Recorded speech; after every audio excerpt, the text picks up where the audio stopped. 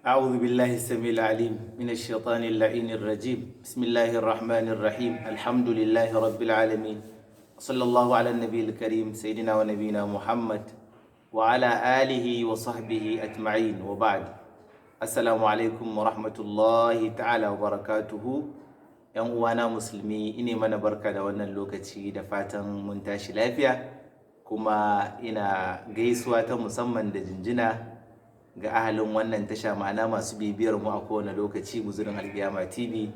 Allah ya bar zumunci, Allah ya sada mu da dukkan alkhairi. To yau tsarabar mu ko in ce bidiyon mu da za a kalla ya shafi irin 'yan mata da zawarawa waɗanda Allah subhanahu wata'ala yake musu jinkirin manema. Ga yarinya ta kai munzulin aure, ta ƙara kaiwa ya isa ta haihuwa 3, 4, 5, 6 wata, amma wallahi Allah subhanahu wata'ala bai nufa ba, bai bata ba. Akan samu wannan a 'yan mata, budurwa takan samu kanta a wannan, bazawara takan samu kanta irin wannan jarabawa. To duka dai kaddara ce ta ubangiji, inna kulla shay'in khalaqnahu biqadar, kowane abu mun halice shi da kaddara.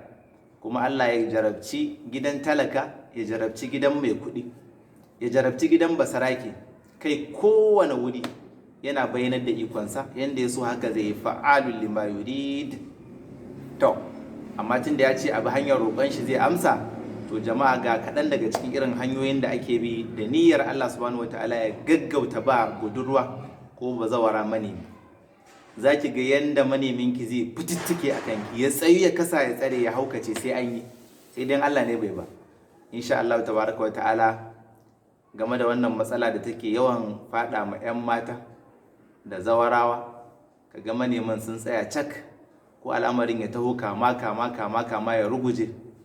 Bayan sun yi ittifaki, sun yarjejeniya, tana so yana so, lamari ya kan kama soyayya ta karfi, kawai sai a shafa babu shi, ko soyayya ta balbalce sai dai a koma da fada uwa ka uba kama wata.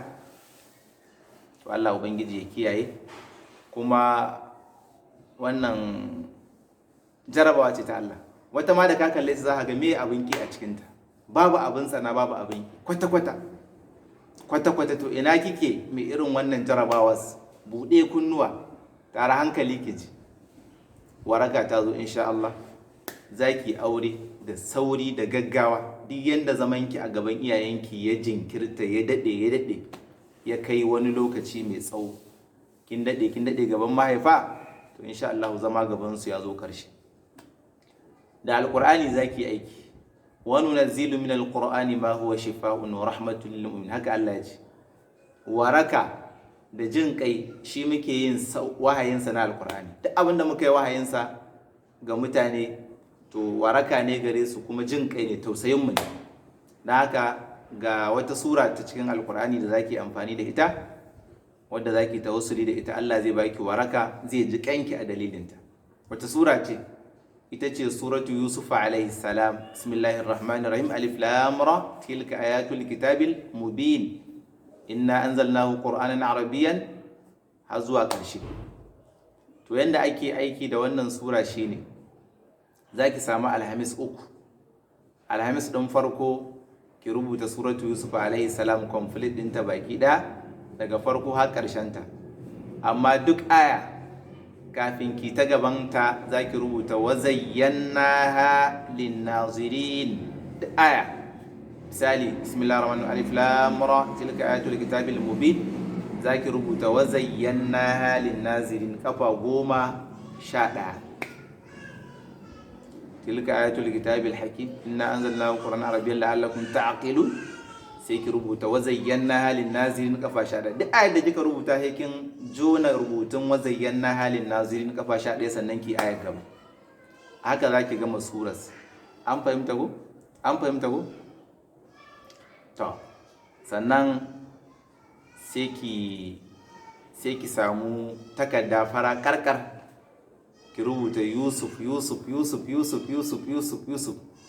Kuma wani abin ban mamakin ubangiji, ko da rubutun boko ka yi shi lafiya lau, amma an kai da arabiya, tunda da bakaken arabiya aka rubuta alkur'ani zai fi kyau.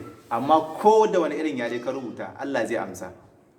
albarkacin annabi Yusuf alaihi salam ki rubuta kafa 20, dama so 20 ya zo cikin alkur'ani Yusuf, ki rubuta Yusuf Yusuf a farar takarda ki nade, sai ki yan laya karama ki sakale ta a kitso, a kitsan kanki, amma a rufe ta saboda shiga ban daki, a rufe ta rujub, a nade ta yawa, kai wa baduku ya rufe ta da fata, abinda ake nufi kenan. Sannan yake ci gaba da amfani da wannan rubutu kina shan shi har zuwa ranar laraba da daddare. kun ga ranar alhamis sati kenan go, to sai kuma a ƙara yin wata suratu Yusuf ɗin kafa ɗaya ita ma irin yadda aka yi waccan, da aya wa zayyana halin nazirin kafa 11, in aka wanke a ci gaba da sha. Wannan dai laya tana aka sati na uku, alhamis ta uku kenan, za a maimaita suratu Yusuf da aya wa zayyana halin nazirin kafa 11. Sannan an kammala aiki kenan ko, sai ki sami turare mai kamshi sosai, sai a tofa masa wa zayyana halin nazirin, wa zayyana halin nazirin kafa 71, afwan kafa 71 sai a tofa a ciki. Numfashin yana shiga cikin turaren, kuma a ɗan yi tofi a ciki koya ne, sai a ɗan samu ɗan tsinke mai kyau mai tsarki a kaɗe shi, ita ci gaba da shafawa duk sanda ta yi wanka. Kai wata ma Allah ya mata muwafaka insha Allah tun a shan rubutun farko, satin farko za ta ga al'ajabi na Ubangiji. Saboda haka kada a yi wasa da wannan, lallai makami ne mai kyau, abin samun waraka ne. A jaraba za a yi ma Allah godiya, kuma mu za a yi mana addu'a insha Allah tabaraka wa ta'ala. Yawwa, Allah ya mana muwafaka, Allah ya mana agaji. Ina ga ai babu wani abu da aka manta. Wannan shine abin da zaki aiwatar insha Allah tabaraka wa ta'ala. An yi aure an gama, bi haulillahi wa quwwatihi. Allah ya sada mu da mafi alkhairi, Allah ya sada mu da wanda zai kula da mu, da addinin mu, da cin mu, da shan mu, da tufafin mu, da maganin mu, albarkacin ma'aikin Allah annabi Muhammad sallallahu alaihi wa sallama wa sallallahu ala nabiyil karim. Kar a manta da yin subscribe na wannan tasha Guzurin Alkiyama TV. Ine mana fatan dukkan alkhairi, mu yi ni lafiya.